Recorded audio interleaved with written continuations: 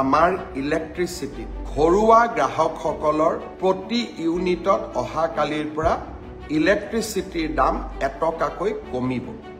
বাজেটত আমি ঘোষণা কৰিছিলোঁ যে মে মাহৰ পৰা প্ৰতি ইউনিটতে 1 টকাকৈ দাম কমিব। অহা কালিৰ পৰা দাম কমিলেও মে মাহৰ বিলখনতহে আপোনালোকে ইয়াৰ ফলাফল পাব। কাৰণ কালিৰ পৰা আপোনালোকে যি ইলেক্ট্ৰিচিটি ব্যৱহাৰ কৰিব তাৰ দাম আমি 1 টকাকৈ প্ৰতি ইউনিটত কমকৈ ল'ম। উদ্যোগ খণ্ডৰ বাবে আমি 25 পইচা হ্ৰাস কৰিছোঁ আৰু ঘৰুৱা উপভোক্তাসকলৰ বাবে 1 টকা হ্ৰাস কৰিছোঁ।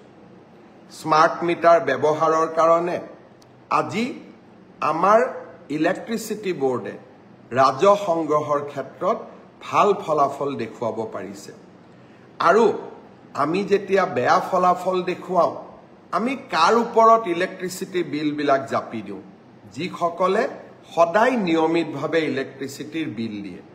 চৰকাৰে যেতিয়াই বিদ্যুৎ যোগানত লোকচান হয় আপোনালোকে ধৰি ল'ব যে নিয়মিতভাৱে যিসকলে বিদ্যুতৰ বিল দিয়ে তেওঁলোকৰ ওপৰতে আমি বিদ্যুতৰ বোজা জাপি দিওঁ আৰু যোনে বিল নিদিয়ে তেওঁলোকে নিদিয়াকৈ থাকি যায়।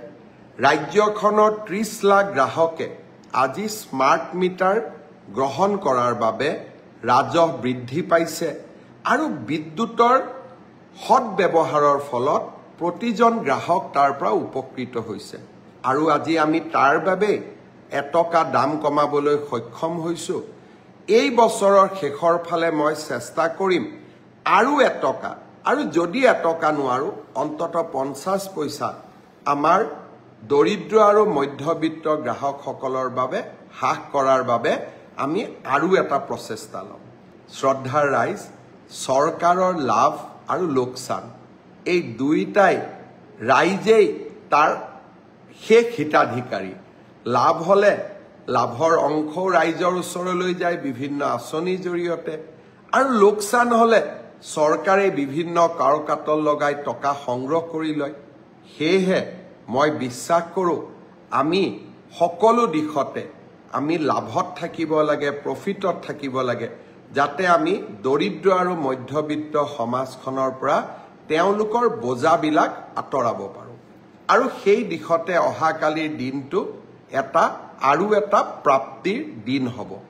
অহাকালিৰ পৰা ঘৰুৱা উৎপাদকৰ ইলেক্ট্ৰিচিটি বিল 1 টকাকৈ হ্ৰাস পাব।